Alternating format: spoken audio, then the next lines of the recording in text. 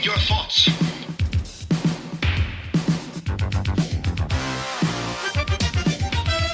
From the future. The movies of 1985. Hello, how are you? Welcome, come in. My name is Jason Hutchins and I'm stranded in the year 1985, but I've established a little thing here that I do where I while away my days watching movies on VHS. And in order to select the movie I watch, what I do is I spin a bingo machine filled with numbers, and based on the number that comes up, I go and rent a movie from a local video store. So without further ado, let me spin that bingo machine right now. Well mixed. And the ball is out. It is number 21. We had number 20 just a couple of weeks ago and now number 21. So if I just turn on my Commodore 64 and load up my spreadsheet, I can tell you that number 21 is called The Journey of Natty, Gann. Now this is not a movie I know.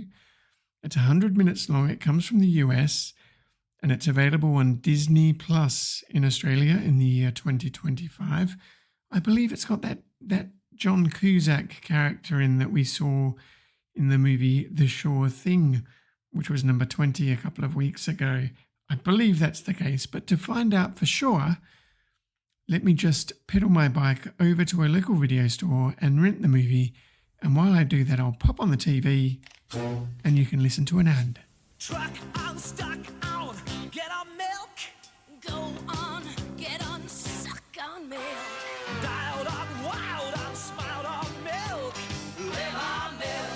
Slip on, sip on, trip on milk. Hide on, straight on milk.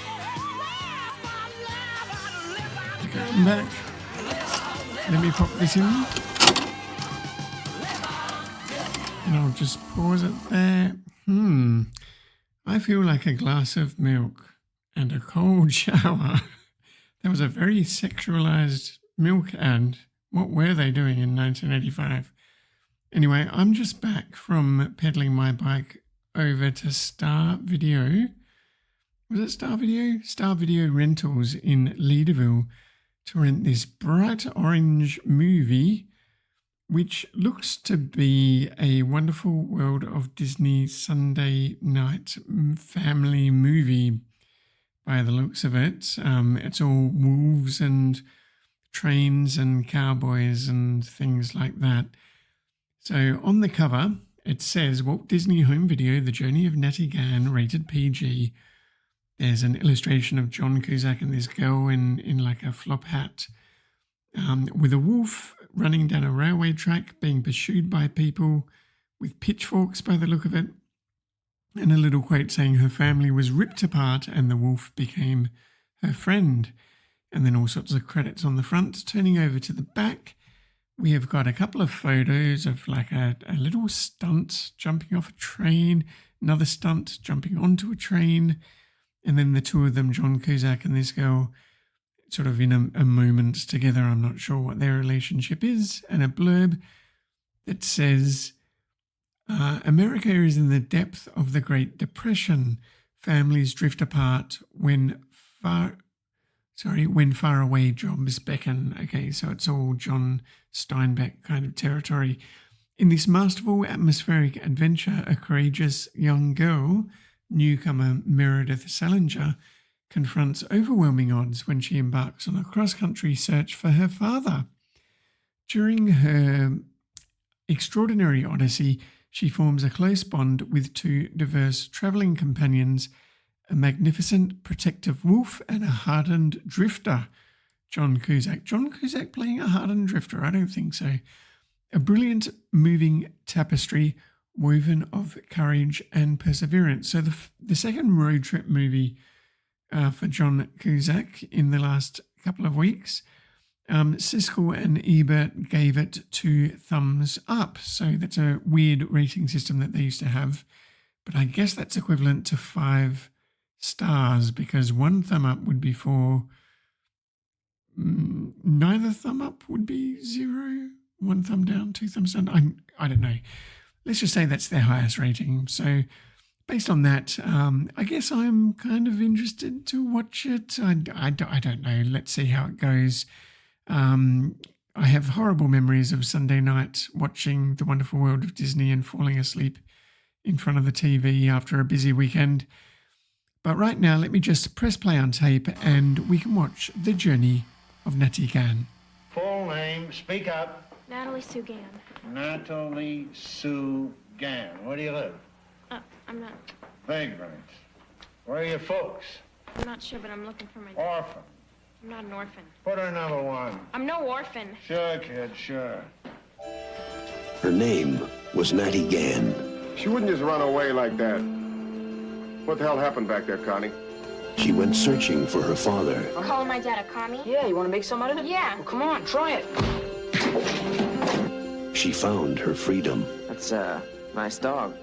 He's a wolf. Oh, yeah? On an extraordinary journey Come on! You ain't gonna make it. You're never gonna make it. He made it. that became an incredible adventure. I found my kid's wallet buried under a train in Colorado. Better wise up if you expect to make it, kid. Well, I'll do all right, Mr. Know-It-All. An adventure that made the impossible come true. Dear Natty, leaving was the hardest thing I've ever done. I hope you can forgive me. I love you. Come right away. Dad. It's the right train, the right speed. Perfect.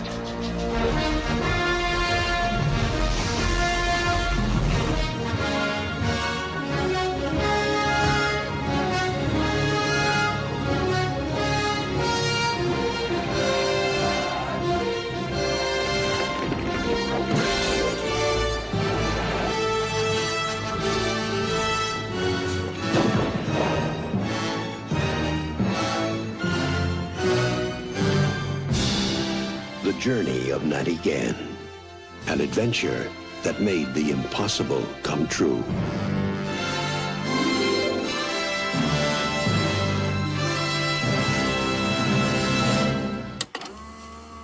Well, turns out this one is not too bad after all. I thought it was going to be a bit of a Sunday night Walt Disney family movie, and I guess it probably is that. But it is pretty well made. It's well acted. It's an interesting story. It's beautifully photographed. And just a very wholesome movie. I think if you're at home with young kids, maybe between the ages of 8 and 12 years old, they'd really get into this. It is a very old-fashioned story. Like I said, it's a bit of Steinbeck.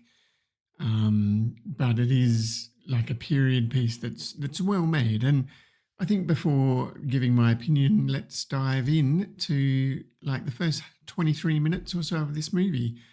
So after Brazil last week, we're now back to these long drawn out opening credit sequences. So the journey of Natty Gann, it goes on for a full 2 minutes of just a black screen with yellow credits overlaid on top. And by the end of this credit sequence, I mean, Brazil was already off to the races. It had already established what was going on with the story. The final credit after 2 minutes says Chicago 1935. We fade into a photo of Leland Palmer from Twin Peaks with his daughter Natty Gann. So this is obviously not going to bode well, but it's not Leland Palmer, of course, is it? It's the actor Ray Wise playing Natty Gann's dad. He's a single dad. It looks like he's heavily involved in a bit of a union uprising. So there's a big discussion about low wages and getting a raise above 25 cents a day. But the company that he works for is planning to lay off more guys. And while all the men are having these shouting matches, Natty and 2 young boys, the older boy is named Frankie, I think, they retreat to the bathroom to smoke a cigarette. So she's obviously a bit of a tomboy and a bit rebellious. But then Natty and the older boy, Frankie, they fight over a my dad, your dad kind of argument. Frankie says that his dad says that Natty's dad is a commie, for example. So anyway, we're in the Great Depression. Everyone's looking for work. There's no work, not enough work to go around. But we encounter that Scatman guy, Scatman Crothers from The Shining, and One Flew Over the Cuckoo's Nest. He's a pot, pans and knives salesman, so he's making a bit of dough. And Natty turns out, she's a bit of a shill for him, so she helps him to sell his wares by acting as if she's going to buy them and then bartering with the actual person who's buying them just to raise the price. Anyway, while Natty's off spending her day that way, she finds and keeps a stray puppy dog. And meanwhile, her dad, Leyland Palmer, he gets called in to meet the boss of the company, and the boss has some work for him. Now, obviously, they're trying to get rid of him because there's a bit of a loudmouth sort of leading this union uprising. It turns out that the job for him is right across the other side of the country. They're giving him one ticket on a bus, which is leaving very soon. So he goes around looking for Natty, but he can't find her. So he writes a letter and leaves the letter and a locket with a photograph of him and his wife. Presumably she's passed away. I don't remember what the story was there, but leaves that with the landlady, whose name is Connie, and he asks Connie to act as a mother to Natty to raise her until he is able to get enough money to send for her and pay for her bus fare over to be with her dad. So that basically leads into a bit of a montage of Natty's tough life after her dad has abandoned her. And turns out that this landlady, Connie, is a bit of a tough mother to her and locks her in a room and says that her puppy dog has to be gone. So Natty runs away. She picks the lock on the door to escape her room, leaves the puppy dog with Sherman. That's the Scatman Crothers pot salesman guy. And she goes to the railway yard to jump on a train. So she's decided to hobo it across the country. On the train carriage, she meets John Cusack, who's playing a mean harmonica, and he's also riding the rails. So Natty Gann is 14 years old in this movie. I think the actress that portrayed her was 14 at the time. John Cusack would have been 17. We learned that last week, a couple of weeks ago when he was in The Sure Thing. But they have a romance going on towards the end of the movie, which is a bit inappropriate, you'd have to say, these days. Anyway, so Cusack really isn't in much of the movie. He bookends it. So he's there at the beginning, and then he meets up with Natty right towards the end. So, as a hobo aficionado, my eyes were peeled for signs of the hobo code, but I didn't spot any. So I'm a big fan of John Hodgman and the books that he wrote about hobos, but there was no signs to be seen of the hobo code. But apart from that lapse, this movie is pretty authentic to the time period.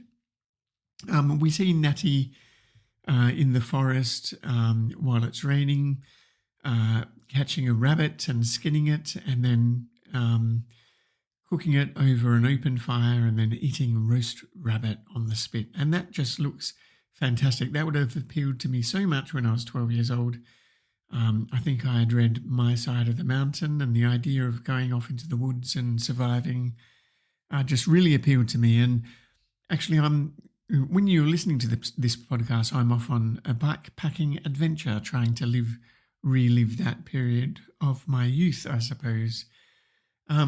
Leyland Palmer, Ray Wise, he full-on saws down a giant tree in California. I'm not sure if it's a redwood, but it's certainly a big tree, and they cut down quite a lot of trees making this movie, which is a bit sad. But he does it old-fashioned style, with one of these big saws that two people operate, and they really do it for real. It's quite impressive. So... and I really like the cinematography, or the landscape cinematography, how everything's in focus. Similar to Brazil last week, everything's in focus. It's wonderful.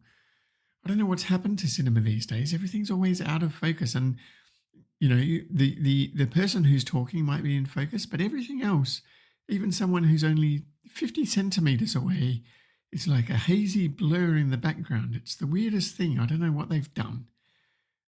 But watching these movies from the 80s, it's just like you've put on a pair of glasses and you can see well again. So Natty befriends a wolf while she's off wandering the woods before she meets up with her father in a teary reunion at the end of the movie. And this wolf she just calls Wolf. I think you're kind of led to believe that maybe it's the puppy that she found at the beginning. I'm not sure about that. But they form this bond, and then obviously there's a bit of wolf children in there because the wolf has to go off and be with its own kind. Natty has to learn how to say goodbye. So it's a bit about growing up and adolescence and all of that sort of stuff. Now, this wolf was actually played by a dog called Jed, a very well-trained dog, a dog that was actually a wolf Malamute hybrid, which is why it looks like a wolf. And this dog was quite famous in Hollywood. Its previous movie was John Carpenter's The Thing, that famously featured a pack of wolves mutating into weird octopus creatures or something. I haven't seen The Thing for ages, so don't blame me for not remembering that. Another interesting thing about this movie, it was the first American movie to win the Gold Award at the Moscow Film Festival. But anyway, like I said, this is on Disney Plus. If you're listening to this in the year 2025, and if you're curious to watch a bit of wholesome family entertainment from the mid-1980s, much different to what they make for 8 and 10-year-old kids these days. Anyway, now it's time for...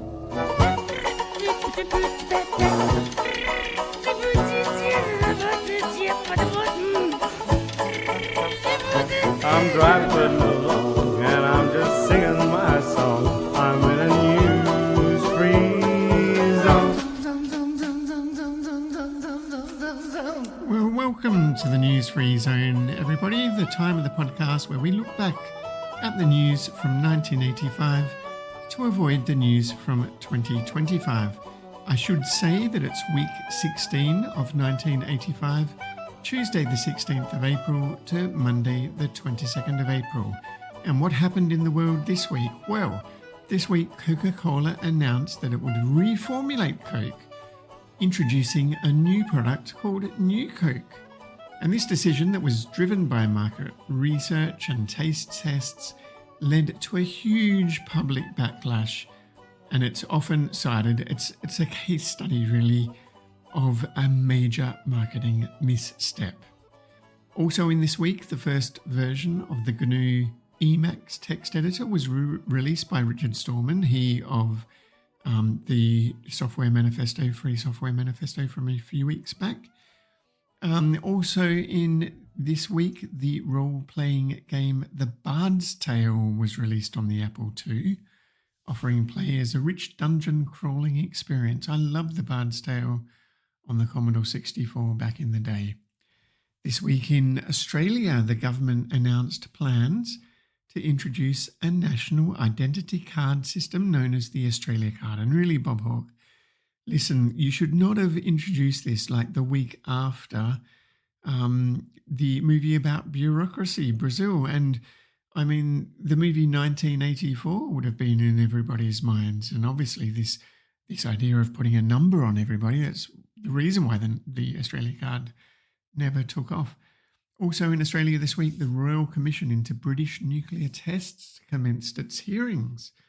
In the 50s and 60s, the British did all sorts of nasty things in Australia, including dumping 30 badly leaking drums of radioactive waste off the Western Australian coast where I live. So that's all the news that happened this week in 1985, apart from what was happening on Usenet, this proto-version of the internet, and the very first form of social media similar to Reddit, but for 1985.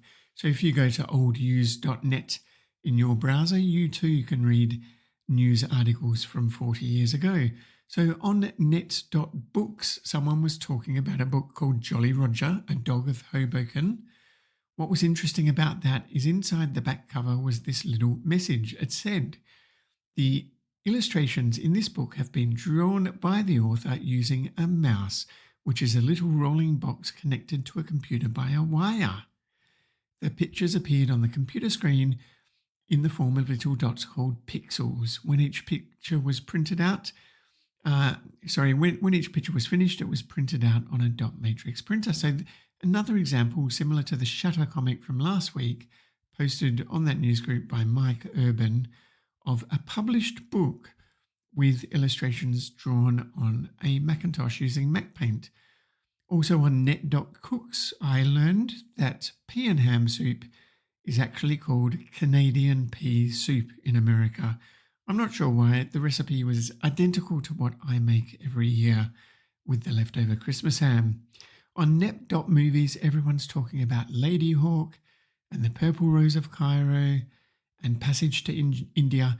All three movies have been controversial, with people loving them and people hating them. So we've watched two of those three so far on this podcast. On net.music, so last week we were talking about We Are the World and all of these copycat versions like the Swedish one and the heavy metal one. But over on net.music, they're now talking about the Canadian one. So there was a Canadian supergroup called the Northern Lights. They released a charity single called Tears Are Not Enough, featuring the likes of Joni Mitchell, Neil Young, Bryan Adams, Paul Schaefer, and even John Candy and Eugene Levy, amongst others. It's very, very 80s. You can watch the music video on YouTube. They all wear these ridiculously large black headphones. They didn't have the earbud technology like those fancy Americans. In net.politics, and this sort of calls back to what's happening 40 years later in 2025, I suppose, the Reagan administration had given a guarantee to China that any US naval vessels that call into a Chinese port would not be carrying nuclear weapons. New Zealand approached the American government asking for a similar guarantee, and they were threatened with economic embargo. So that's a nice way to treat a valuable ally, which is exactly what James Armstrong posted to net.politics. I thought New Zealand were our allies. Now, those in 2025 might be observing the echoes of that in the modern day. So it's very interesting how things come around, isn't it? I forgot to give my score for the movie that we watched, The Journey of Natty Gann. I would give that a solid 3 out of 5. I wouldn't say it's a Mintox. Like, I'm not going to appeal to my adult listeners to say that you should go and see this.